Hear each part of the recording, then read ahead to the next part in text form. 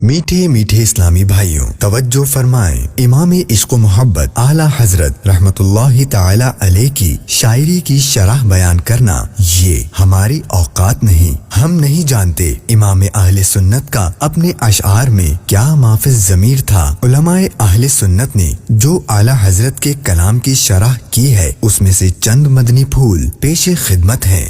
गूंज गूंज उठे हैं नगमाते रज़ा से बोसता, क्यों न हो किस फूल की मिदहत में वामिल क़ार है, क्यों न हो किस फूल की मिदहत में वामिल क़ार है।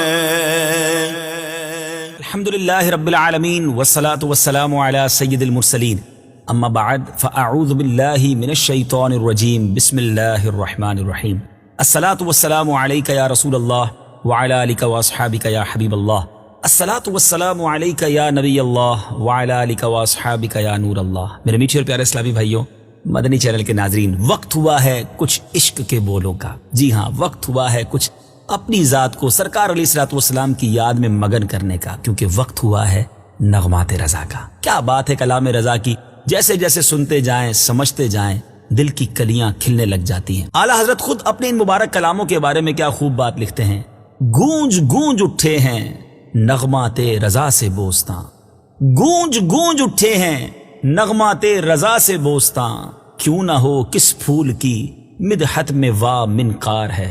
गूंज गूंज उठे हैं नगमाते रज़ा से बोस्ता, गूंज गूंज उठे हैं नगमाते रज़ा से बोस्ता, क्यों ना हो किस फूल की मिदहत में वामिल क़ार है, क्यों ना हो किस फूल की मिदहत में वामिल क़ार है। सुभान अल्लाह, सुभान अल्लाह। आला हजरत के इन्हीं नगमात को लेकर इस सिलसिले में हाजिर होते हैं। और आज कौन सा कलाम होगा? जी हाँ, आज ऐसा कलाम है जो आशिकों को बहुत ज्यादा पसंद आता है। वैसे तो इमाम अहले सुन्नत का हर कलाम ही इश्क रसूल को बढ़ाने वाला है, मगर आज कलाम ऐसा है जिसमें नबी पाक अलैहिस्सलातु वस्सलाम की शान को एक नए अंदाज में, एक अनोखे और निराले अंदाज में इमाम अहले सुन्नत ने बयान किया। शेर पहला पढ़ूंगा, कलाम आप समझ जाएंगे। वो कलाम क्या है?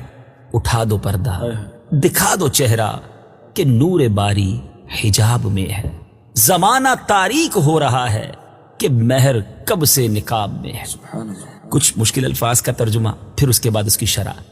नूर बारी यानी अल्लाह तबारक व तआला का नूर, हिजाब यानी पर्दा, जमाना तारीक हो रहा है कि महर, महर कहते हैं सूरज को। यानी अब इस शेर का मतलब ये बनता है कि या रसूल अल्लाह, आपका जलवा जो है एक बार फिर दिखा दीजिए, अपने जलवे को बेनिकाब कर दीजिए, क्योंकि आपका जो आप प्यारे आका अलैहिस्सलातु वस्सलाम खुद जो हैं वो नूरे बारी के मजहर हैं, अल्लाह के नूर के मजहर हैं। खुद नबी पाक अलैहिस्सलातु वस्सलाम ने इरशाद फरमाया, अना मिन नूरिल्लाह, कि मैं अल्लाह के नूर से हूँ। आला हजरत ने उसी तरफ इशारा किया है कि नबी पाक अलैहिस्सलातु वस्सलाम का जलवा जो है वो अक्से नूर खुदा है, अल्लाह तबारक व तआला के नूर का गोया एक जलवा है। तो या रसूल अल्लाह, अपने चेहरे से निकाब को उठाइए, अपना जलवा ज़ेबा दिखाइए। ये महर यानी ये सिराजम मुनीर, ये आफताब आलम का ये एक चमकता हुआ जो सूरज है, ये निकाब में है। या रसूल अल्लाह, आपका ये निकाब में जो जाना है, इसकी वजह से आलम में जुल्मत तारी हो रही है, ये गुनाहों का दौरा बढ़ता जा रहा है। या रसूल अल्लाह, फिर करम फरमाइए और अपने चेहरे से निकाब उठाइए। एक निराला अंदाज है दीदार रसूल का। मेरे बीच इस्लामी भाइयों, जरा समझिए क्या लिख रहे हैं। उठा दो पर्दा, दिखा दो चेहरा कि नूरे बारी हिजाब में है, जमाना तारीक हो रहा है कि महर कब से निकाब में है। उठा दो पर्दा, दिखा दो चेहरा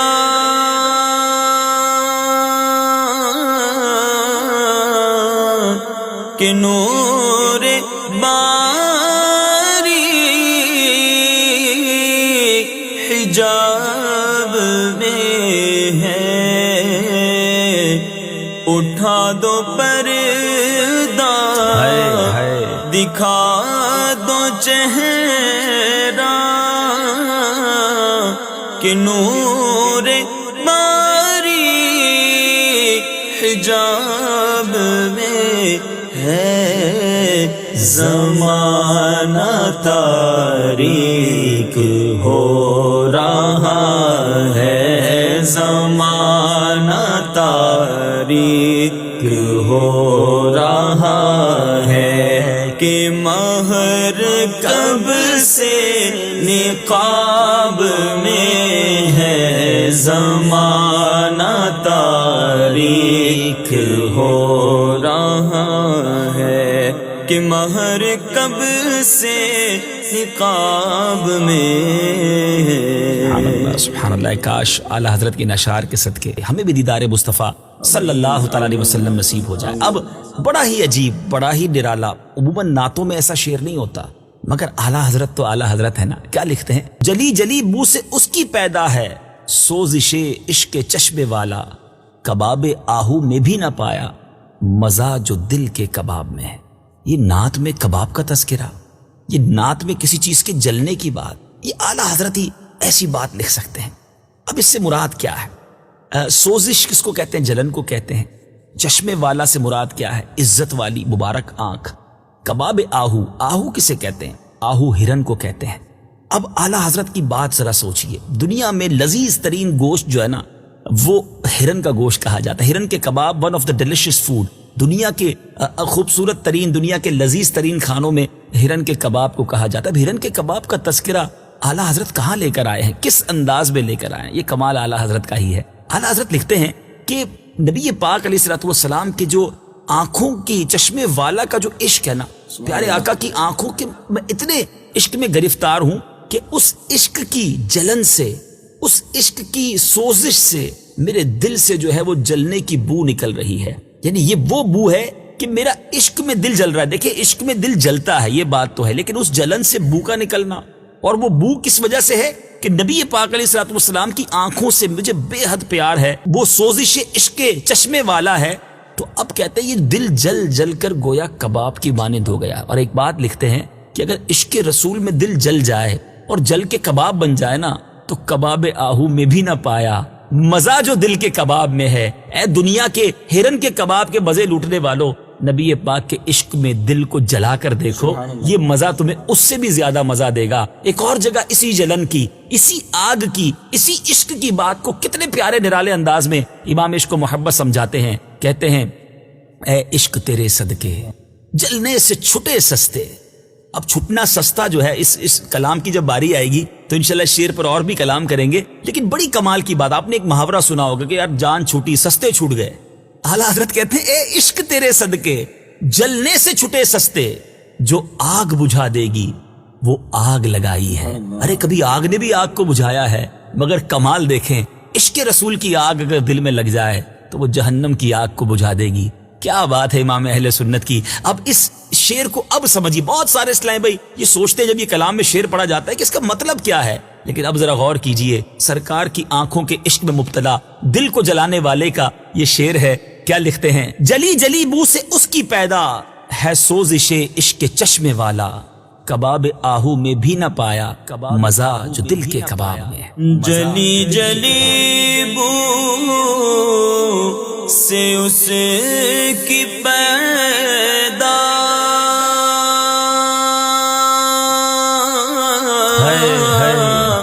ہے سوزش عشق چشمے والا، جلی جلی بو سے اس کی پیدا ہے سوزش عشق چشمے والا، کباب آہو میں بھی نہ پایا، کباب آہو میں بھی نہ پایا مزہ جو دل کے کباب میں ہے، اللہ سبحان اللہ. میرے میٹھے اسلامی بھائیوں، عاشق واقعی عاشق ہونا ہر خوبصورتی میں محبوب نظر آتا ہے. ہم کسی گلشن کو دیکھیں، کسی باغ کو دیکھیں، کسی پھول کو دیکھیں، اس کی خوبصورتی میں گم ہو جاتے ہیں. امام عشق و محبت کسی باغ کو دیکھیں، کسی گلشن کو دیکھیں، کسی پھول کو دیکھیں، انہیں نبی پاک کی یاد ستاتی. کہتے ہیں یہ سارے گلشن، ساری مہک، سارے پھول یقیناً بڑے خوبصورت ہیں، مگر صدقہ کس کا ہے؟ لو لاکھ والے صاحبی سب تیرے گھر کی ہے. کیا لکھتے ہیں؟ انہی کی بو مایا سمن ہے، انہی کا جلوہ چمن چمن ہے، انہی سے گلشن مہک رہے ہیں، انہی کی رنگت گلاب. کمال شعر ہے، یقین کریں دل کے تار ہلا دیتا ہے یہ شعر کہ یہ کیسے عشق میں لکھا گیا ہے. ارے گلشن بھی ہے تو میرے آقا کے صدقہ ہے، پھول بھی ہے، اس کی رنگت بھی میرے آقا کی برکت سے ہے، یہ پھولوں میں جو مہک ہے، یہ چمک ہے، یہ دمک ہے، سبحان اللہ، یہ سب نبی پاک کے در کا صدقہ ہے. بو کہتے ہیں خوشبو کو. مایا سمن کے معنی کیا ہیں؟ چلے یہ بھی سمجھ لیجئے. اعلیٰ حضرت یہ جو شعر میں لکھ رہے ہیں کہ مایا سمن کہتے ہیں چمبیلی کا سرمایہ، یعنی چمبیلی کے پاس جو اپنا سب کچھ ہے نا، اس کی جو بو ہے وہ بھی نبی پاک کے در کا صدقہ ہے. اچھا، چمن چمن یعنی گلستان و بوستان جو باغ ہوتے ہیں، مہکنا آپ سمجھ گئے ہوں گے کہ خوشبو دینا، اس کو مہک. رنگت یعنی رنگینیاں. تو اب اعلیٰ حضرت کے شعر کا مطلب کیا بنے گا؟ اعلیٰ حضرت کیا لکھ رہے ہیں کہ میرے آقا علیہ الصلوۃ والسلام کے مبارک پسینے کی خوشبو ہی دراصل چمبیلی کے پھول کا سرمایہ ہے، اور باغات حضور کے جلوے ہی سے باغ باغ ہیں. گلشن ہستی انہی کی خوشبو سے مہک رہا ہے، اور گلاب کے پھول کا حسن بھی انہی کی مرہون منت ہے. میرے میٹھے اسلام ایک شاعر بڑی پیاری بات، وہ بھی عشق کی بات کی ہے کہ میں سارے جلووں کو کیوں دیکھتا ہوں. شاعر لکھتے تصور میں تیرے ہر شے پہ یوں نظریں جماتا ہوں، نہ جانے کون سی شے میں تیرا دیدار ہو جائے. نبی پاک علیہ الصلوۃ والسلام کے جلووں کی کیا شان ہے.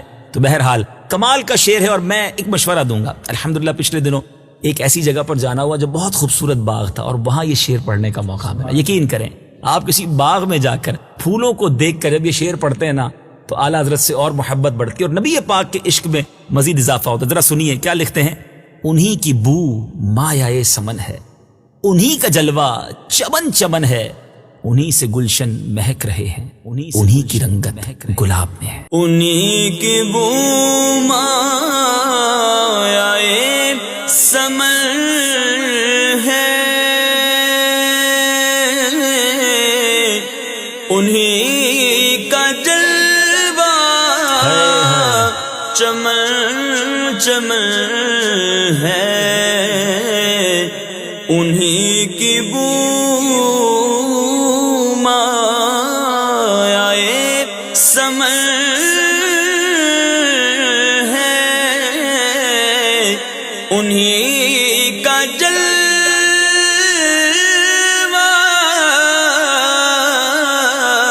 چمن چمن ہے، انہی سے گلشن مہک رہے ہیں، انہی سے گلشن مہک رہے ہیں، انہی کی رنگت گلاب میں ہے، انہی سے گلشن مہک رہے ہیں، انہی کی رنگت گلاب میں ہے. سبحان اللہ سبحان اللہ. اب بات ہوگی گلو بلبل کی بات تو بڑی سنی، مگر آج ان مبارک لب مصطفیٰ کا تذکرہ کس پیارے انداز میں امام عشق کو محبت کرتے ہیں. وہ گل ہیں لبہائے نازک، وہ گل ہیں لبہائے نازک، ان کے ہزاروں جھڑتے ہیں پھول جن سے. گلاب گلشن میں دیکھے بلبل، یہ دیکھ گلشن گلاب میں ہے. تھوڑا سا مشکل شعر ہے، لیکن اگر اس کو سمجھ لیں گے تو دل کی کلیاں اور کھل جائیں گی. کچھ مشکل الفاظ کہ پہلے کچھ معنی بتا دیتا ہوں. میٹھے اسلامی بھائی، اس میں ایک لفظ استعمال ہوا گل. گل کے معنی پھول ہیں. لب ہائے یعنی اس کے مراد ہے گھونٹ، پیارے آقا کے ہونٹوں کا تذکرہ ہے. اب اس میں اعلیٰ حضرت کیا کہہ رہے ہیں، کمال کا عشق دیکھیں. کہتے ہیں کہ نبی پاک علیہ الصلوۃ والسلام کے لبہائے مبارک کیسی عجیب شان رکھتے ہیں کہ گلاب کی پنکھڑیوں سے زیادہ بھی نرم و نازک ہیں. لیکن جب یہ لبوں کو حرکت دیتے ہیں، یعنی خود تو پھول ہیں ہی، پتلی پتلی گلے قدس کی پتیاں، ان لبوں کی نزاکت پہ لاکھوں سلام. یہ تو ایک بات ہے کہ وہ لطافت، وہ نزاکت ہے ان لبوں میں، لیکن جب یہ گھونٹ کھلتے ہیں نا تو اس سے ہزاروں قرآن و حدیث کے پھول جھڑتے ہیں، حکمت کی باتیں نکلتی ہیں. سبحان اللہ. آپ دیکھیں نا، اعلیٰ حضرت ایک اور جگہ لکھتے ہیں اسی دہن مبارک کے بارے میں، وہ دہن جس کی ہر بات وحی خدا، چشمہ علم و حکمت پہ لاکھوں سلام. میرے آقا علیہ الصلوۃ والسلام جو فرماتے وہ اللہ کے بتائے سے، اللہ کی عطا سے ارشاد فرماتے، یعنی ہر لفظ جو ہے وہ حکمت کا گویا خزانہ ہوا کرتا. تو وہ مبارک لب ہیں کہ جن سے ہزاروں پھول رحمت کے برکت کے جھڑتے ہیں. اور آگے فرماتے ہیں کہ اے بلبل، تو نے باغ میں تو بہت سارے پھول دیکھے ہوں گے، مگر یہ ایک ایسا باغ ہے، ایک ایسے آقا علیہ الصلوۃ والسلام ہے کہ جن کے پاس پورا باغ ہی موجود ہے. نبی پاک کے مبارک لبوں میں میرے آقا کے مبارک جسم اطہر میں پورا گلشن ہی سمایا ہوا ہے. بلبل نے باغ میں بہت سارے پھول جا کر دیکھے ہوں گے، مگر یہاں تو سارا گلشن ہی نبی پاک میں موجود ہے. ذرا اس شعر کو سمجھنے کی کوشش کیجئے. دو باتیں ہیں مگر دونوں نرالی باتیں ہیں. اب ذرا غور سے اس شعر کو سنیے. وہ گل ہیں لبہائے نازک ان کے، ہزاروں جھڑتے ہیں پھول جن سے. گلاب گلشن میں دیکھے بلبل، یہ دیکھ گلشن گلاب میں ہے. وہ گل ہے لبہائے نازک ان کے،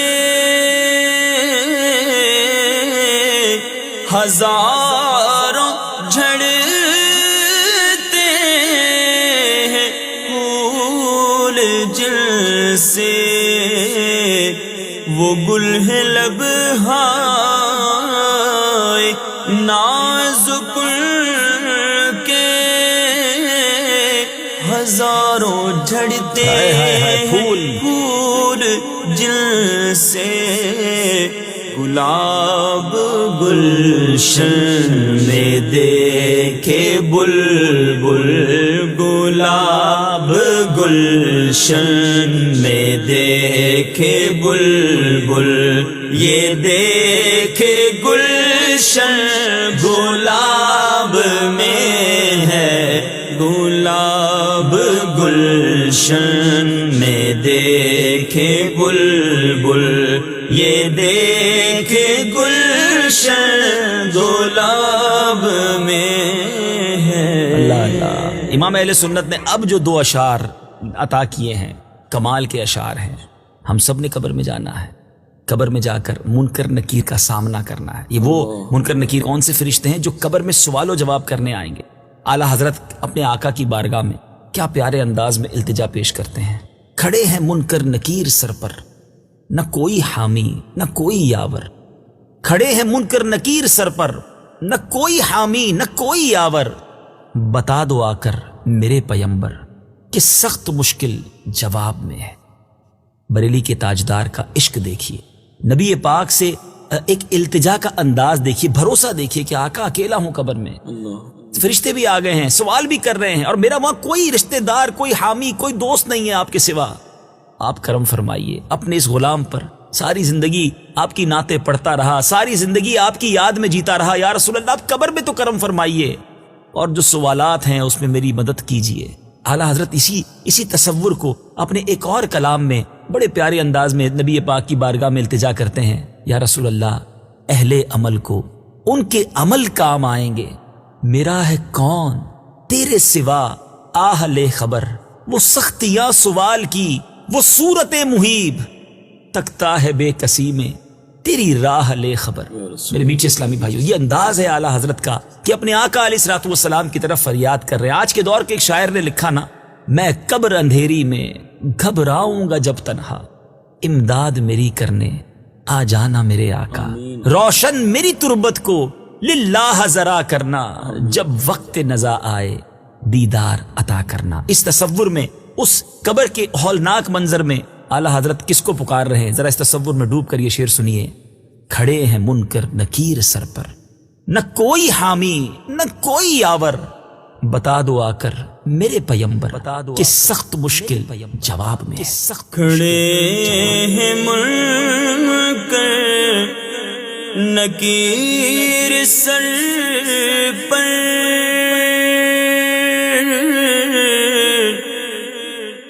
نہ کوئی حامی نہ کوئی یاور. کھڑے ہیں منکر یا رسول اللہ،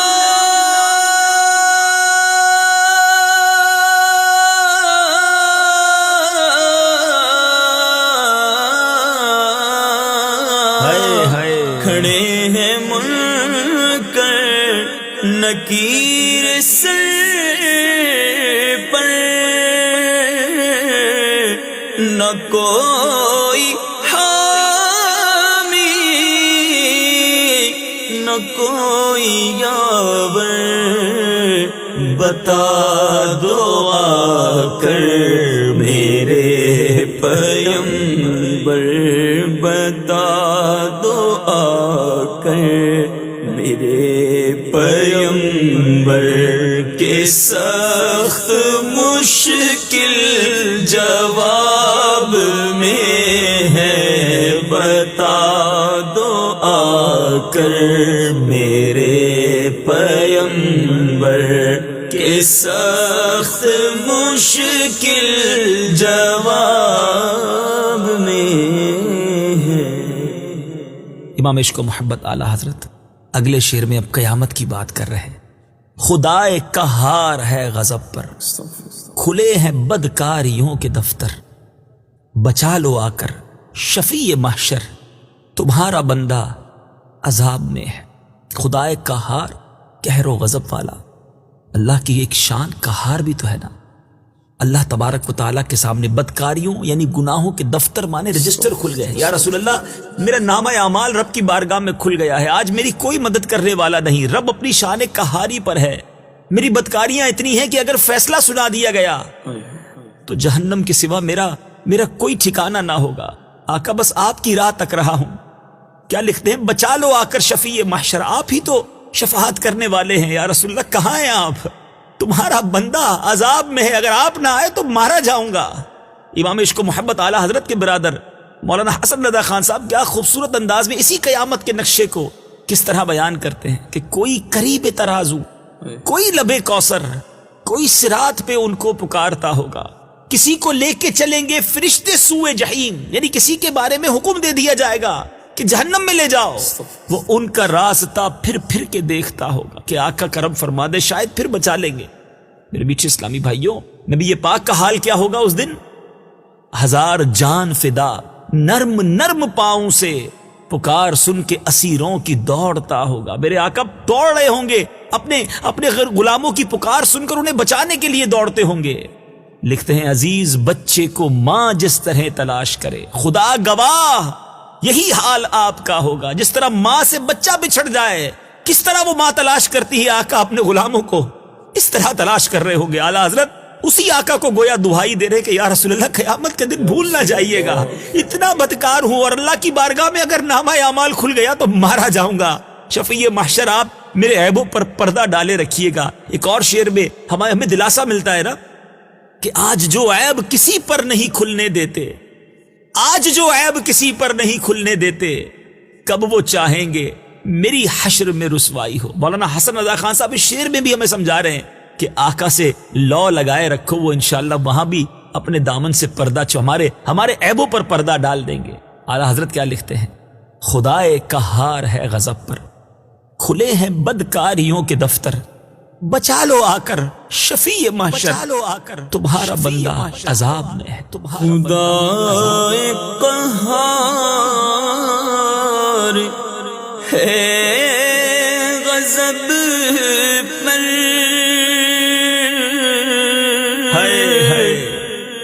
خدائے قہار، خدائے قہار ہے غضب پر، کھلے ہیں بدکاریوں کے دفتر، خدائے قہار ہے غضب پر،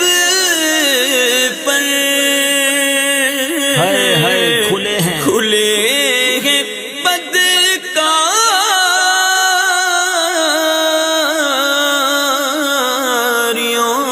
کے دفتر، بچا لو آ کر شفیع محشر، بچا لو آ کر شفیع محشر، تمہارا بندہ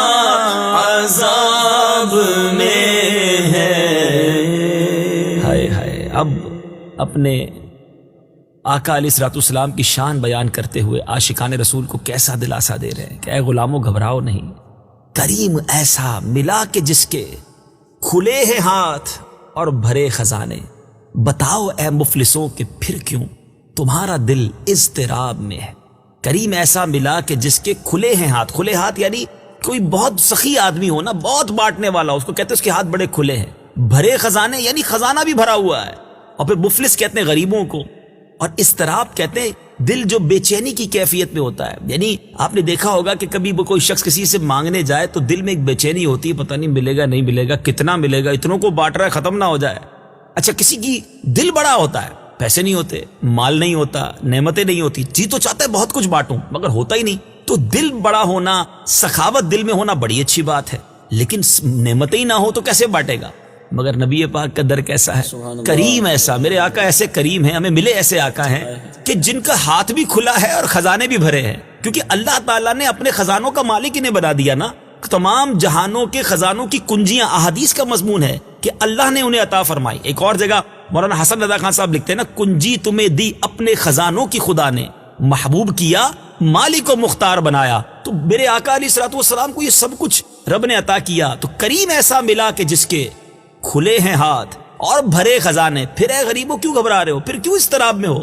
آقا کے در سے مانگو، وہ جھولی کو بے شمار بھرتے ہیں۔ ایک اور جگہ اعلیٰ حضرت سمجھاتے ہیں نا کہ مانگیں گے مانگے جائیں گے، منہ مانگی پائیں گے۔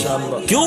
سرکار میں نہ لا ہے نہ حاجت اگر کی ہے۔ لا کہتے نہیں کو، اگر کہتے کہ پتہ نہیں ہوگا تو دوں گا، اگر ہوگا تو دوں گا، اگر یہ کرو گے تو دوں گا، کوئی شرط لگانے کے لیے اگر استعمال ہوتا ہے۔ نہیں، نبی پاک کے در سے جو ہے نہ لا ہے نہ اگر ہے، جو مانگو گے مل جاتا ہے۔ ایک اور شعر میں لکھتے ہیں نا، واہ کیا جود و کرم ہے شہ بطحا تیرا، نہیں یعنی لفظ نہیں سنتا ہی نہیں مانگنے والا تیرا۔ تو کیا بات ہے میرے آقا علیہ الصلوۃ والسلام کی شان کی اور ان کے خزانوں کی، ان کی عطاؤں کی۔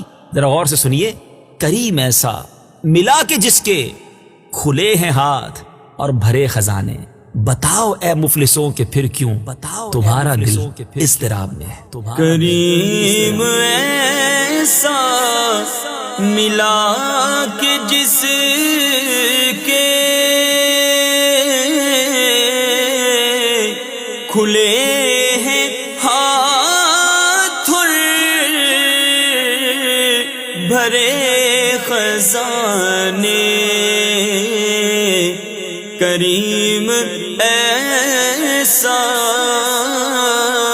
ملا کہ جس کے کھلے ہیں ہاتھ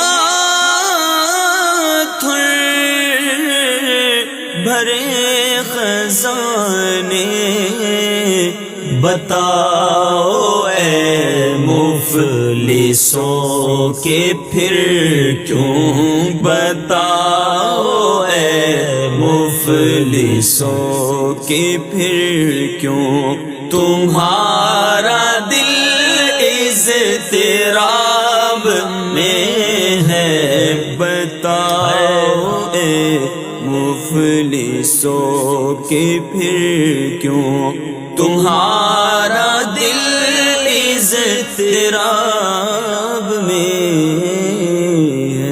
اللہ اللہ میرے بیچ اسلامی بھائیوں، اب اعلیٰ حضرت کا جو مقطع ہے، میں نے پہلے بھی اپنے سلسلوں میں عرض کیا ہے کہ مقطع جو ہے وہ اعلیٰ حضرت کے کلام کا عطر ہوا کرتا ہے۔ کیا کمال کرتے ہیں مقطع میں، اعلیٰ حضرت اس شعر میں کیا انکساری کر رہے، آقا سے عرض بھی کر رہے تو کس انداز میں کر رہے ہیں کہ یا رسول اللہ صلی اللہ تعالی علیہ وسلم میرا حساب نہ لیا جائے، حساب تو اس کا لیا جائے جو کچھ جواب دینے کے قابل ہو۔ یا محاورہ بھی استعمال کیا اور کمال استعمال کیا، لکھتے ہیں کریم اپنے کرم کا صدقہ، میرے پاس کچھ نہیں، آپ کا جو کرم ہے آپ کو اسی کا صدقہ پیش کرتا ہوں، عرض کرتا ہوں، کریم اپنے کرم کا صدقہ، لئیم بے قدر کو نہ شرما، تو اور رضا سے حساب لینا، رضا بھی کوئی حساب میں ہے۔ اس کا مطلب کہ لئیم کہتے ہیں بالکل ہی جو گھٹیا ہو، بالکل کس کی ویلیو نہ ہو، بے قدر یعنی بے حیثیت، کہتے ہیں یا رسول اللہ آپ کو اپنے کرم کا صدقہ، مجھ جیسے بے قدر بے وقعت سے کیا حساب لینا، مجھے اور نہ شرمائیے، کیونکہ آپ نے اگر مجھ سے حساب لیا گیا تو شرمندہ ہی ہونا ہے نا، اب تو ہے ہی کچھ نہیں میرے پاس جواب دینے کو، تو اور رضا سے حساب لینا، اب اور حساب کتاب نہ ہو میرے ساتھ، رضا بھی کوئی حساب میں ہے۔ یہ محاورہ ہے کہ یہ کوئی حساب میں نہیں ہے تو کسی حساب میں نہیں ہے نا، کہتے میرے پاس کچھ ہے ہی نہیں، کوئی میری ویلیو ہی نہیں ہے، میں تو حساب لیا گیا تو پھنس ہی جاؤں گا، شرمندہ ہی ہوں گا، بس اپنے کرم سے بے حساب بخشش کا سامان ہو جائے، رب سے سفارش کر دیجئے، کوئی راستہ بن جائے اور بس کہتے ہیں نا وہ بلا حساب بخشش کا سامان ہو جائے۔ تو محاورے کا استعمال اور تو اور رضا سے حساب لینا، یہاں دو باتیں سمجھ آ رہی ہیں۔ اعلیٰ حضرت کا معافی ضمیر کے ہم نہیں جانتے، ایک ہوتا ہے کہ آپ اور مجھ سے حساب لینا، میرا تو کوئی حساب ہی نہیں ہے، ایک تو یہ بنتا ہے، اور یہ بنتا ہے کہ اور یعنی مزید حساب نہ لیا جائے، کیونکہ رضا کسی حساب میں نہیں۔ یا رسول اللہ بس میری ایسے ہی بخشش ہو جائے۔ کیا خوبصورت شعر لکھا، تیری رحمتوں سے کم ہے میرے جرم اس سے زائد، نہ مجھے حساب آئے نہ مجھے شمار آئے، مجھے حساب کتاب نہیں آتا، بس مجھے ایک بات پتا ہے کہ میرے جرم جو ہے نا یا اللہ تیری رحمت سے کم ہے، مجھے اتنا حساب آتا ہے کہ یا اللہ تیری رحمت کے آگے میرے جرم کچھ نہیں، مجھے اس کے علاوہ کوئی حساب کوئی شمار نہیں آتا۔ تو یہ وہی انداز ہے کہ یا رسول اللہ آپ اللہ کی بارگاہ میں سفارش کر کے اور شرمندگی کا سامان نہ ہو، اب چھپ جائیں اور بس بلا حساب جنت میں داخلہ نصیب ہو جائے۔ کیا انداز ہے اعلیٰ حضرت کا۔ اللہ کریم اعلیٰ حضرت کی عاجزی انکساری کے صدقے ہمیں بھی بلا حساب جنت میں داخلہ نصیب فرمائے۔ کریم اپنے کرم کا صدقہ لئی میں بے قدر کو نہ شرما، تو اور رضا سے حساب لینا، تو اور رضا بھی کوئی حساب میں ہے۔ کریم اپنے کرم کا صدقہ لئی میں بے قدر کو نہ شرما، کریم اپنے کرم کا صدقہ لئی میں بے قدر کو نہ شرما، کریم اپنے کرم کا صدقہ لئی میں بے قدر کو نہ شرما، تو اور رضا سے حساب لینا، تو اور رضا سے حساب لینا، رضا بھی کوئی حساب میں ہے، تو اور رضا سے حساب لینا، رضا بھی کوئی حساب میں ہے۔